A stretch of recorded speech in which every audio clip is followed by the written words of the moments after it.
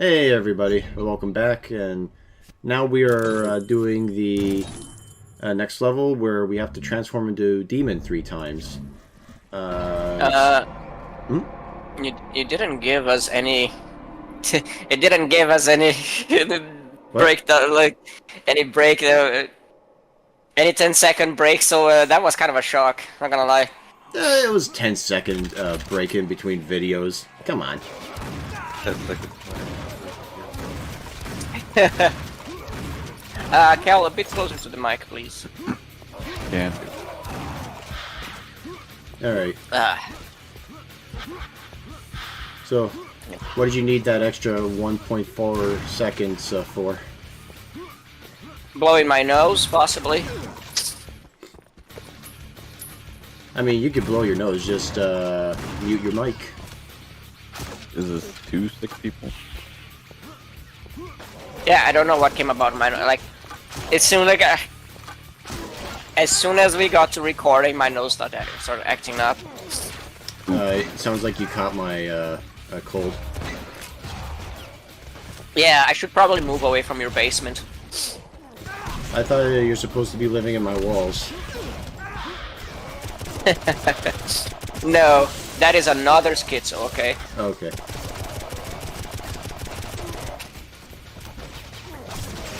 I was going to joke saying that that's how computer viruses work, but whatever. I was gonna say, like, I was surprised, like, you were saying, like, the name of the card is, like, a Soul Catcher. I was surprised they didn't name, like, Greed. Is there anything named, like, or Greedy? Yeah, Is there there is a card that is specifically called Greed, where the gold that you collect counts as double, which is absolutely fucking worthless because it costs 2,000 gold to place it.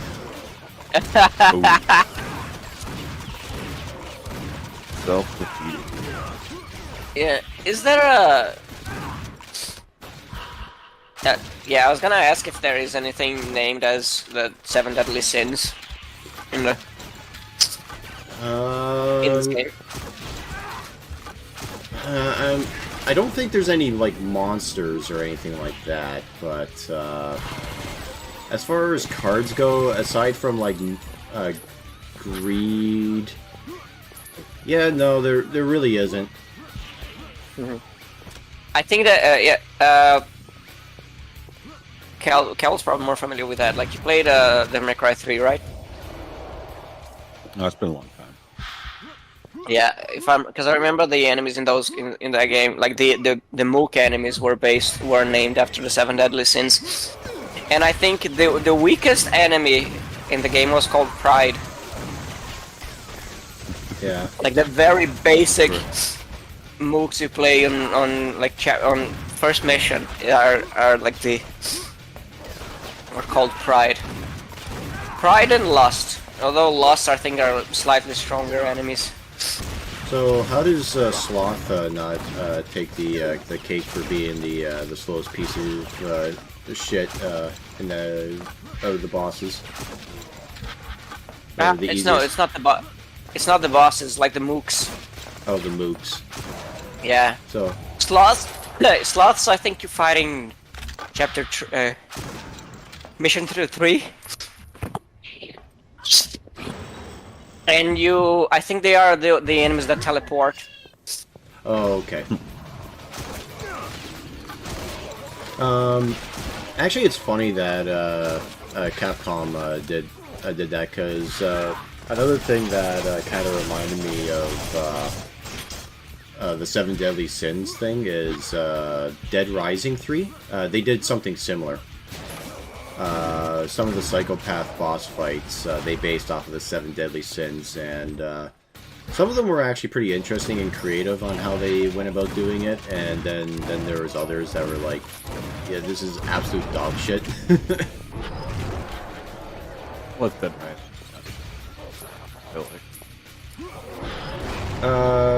I mean, I really like Dead Rising 1, and 2 was pretty good. But 3 was the point where it started going downhill. And 2 is my favorite. 3 was your favorite one? 2. 2, yeah. Yeah. Was 3 the one where they went They went for the Call of Duty art direction and made everything gray and dull. Yeah, but at least there it kind of made a bit more sense because it didn't take place in a mall anymore. It took place in a city. So it kind of made sense that it would be gray and dull because cities are gray and dull. But, That was the one with the mechanic, right? yeah, you were the mechanic, and you. The whole point was you combined vehicles to make super vehicles. It's not as bad as the fourth one. Oh, fuck Sorry, me. don't We don't count. talk about 4. That game is donkey shit. Yeah, but it. I think it's the first one. Yeah, I think the main problem with it was that it was just far too easy, and it also did not help. Like, on top of it just being easy, they also added things that, even if it was a hard game, which you can make it harder, to be fair on it, but there's still stuff in it that makes it, like, way too fucking easy. Like, they have essentially the closet system where if you ever pick up an item, you can just spawn it infinitely from the closet. And that includes combination weapons. They also removed a lot of the variety. That was part of the fun. Guys, choose one. Yeah, because there was like special upgrades that you could get where it was like you can get oh, I can't remember. Was it no, it was 4 that did it, so that way you could get like objects and not like the exact object. But I can't remember if 3 did this something similar. Do you remember or no? I didn't. Okay. You're talking. You're talking about cities, like cities being gray and dull. I was thinking of that meme, like I've seen it, like Scandinavian metal bands talking about how life is suffering and they cannot go any longer, and it's like they live in the most beautiful, colorful cities in existence, and then Latinos talking about how much they love life while living in a slum. Yeah. Just throw a picture of Brazil.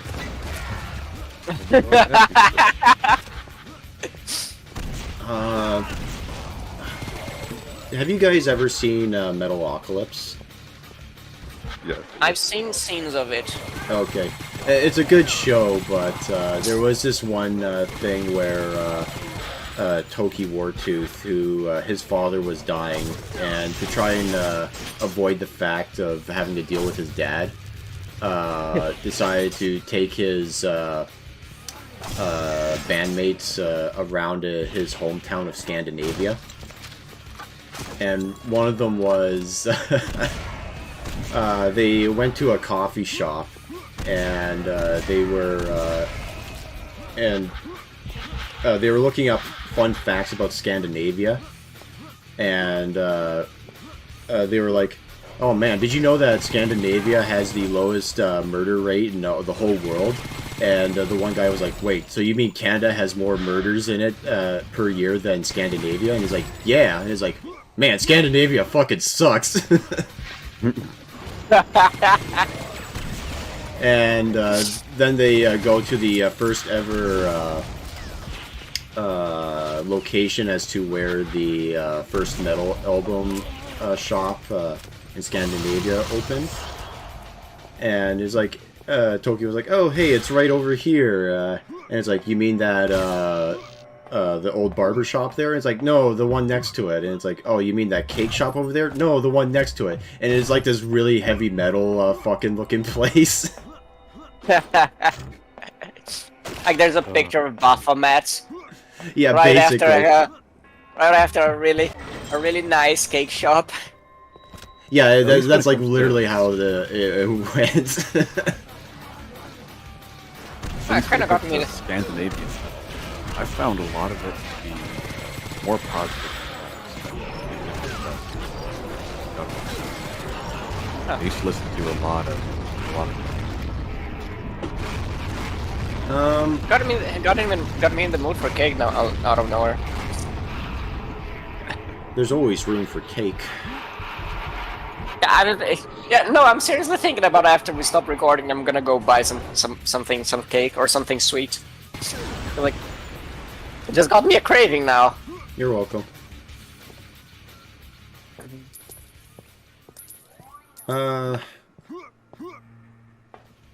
Yeah, so that's a fun series. There's a lot of Adult Swim series that are actually really good, but I guess the double-edged sword is that a lot of them are from the golden era of Adult Swim, and I don't know if there's too much these days that are still, like, actively good. I don't have television. Yeah, same with me. It's just, whatever.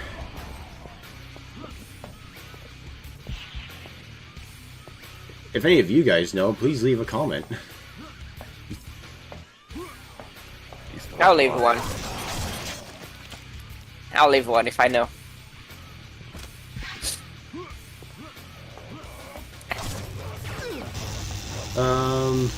Let's see, what else is there? Oh, have you gotten a chance to play Painkiller yet, Goke? No. Man, you... Maybe on, well, I'm going on vacation, so maybe. But after I finish the current game. I had a really bad habit of starting and dropping games easily, so as you can imagine, like the amount of unfinished games in my backlog is quite large. Yeah, same like with me, but still, it's like, you don't need to be afraid of spoiling me anything about this game. I'm not even paying attention to the story. Okay, cool. Yeah, but like the game I'm playing now, I've started something like 4 times before. Oh, but you just kept hitting that brick wall, and what. now you're just sort of pushing your way through it. Yeah, sorry, you guys started speaking at the same time. What did you say, Sam? Oh, so I just said that. Oh, so you just hit that brick wall repeatedly, but now you just broke through it, so to speak. Yeah, kinda. Mainly the point is that at some point I just got tired, and then I stopped and didn't take it back. But now I'm pushing through to get it done. Cal, what were you saying? Oh, I was gonna say, it seems like no matter the hobby, people will develop that. Painting miniatures, writing things, reading things, playing games, music, almost stuff. Yeah, I don't know what it is, but yeah, it's the same thing with me. I got a bunch of books to read, I have a bunch of minis to paint. Don't even get me started on the amount of games in my Steam library alone that I haven't touched, so... Oh yeah. I think your library is, what, 10 times bigger than mine? Yeah, I have something like 1,000 or so plus games, and I've touched maybe 10%. Yeah. I'm amazed at how many games some people have. Like, they'll buy a new game every month or 2. I don't understand. I haven't bought a new game in more than 6 months. Yeah, like what you got in your Steam library is probably enough to give the entry fee for a car. Pay the entry fee for a I car. have less than 100 Steam games. I haven't even... Yeah. Yeah, well, to be fair, this is a combination of collecting games ever since 2010. So that's about, like, almost 15 years worth of, like, just buying shit. And that was back in the time when I first started having a job and didn't really have too much self-control because I was like 19, 20 when I first started. So it was like, oh man, 20% off of a game that I was interested in. Fuck yeah, put that in the shopping basket, and it was like that like every week. To be fair, it doesn't sound like quite as dissimilar when I started collecting games. Although I always started with physical stuff because I began with console. Yeah, that's more or less the same thing with me, and I kind of wish that game collecting wasn't as expensive as it is now, Yeah.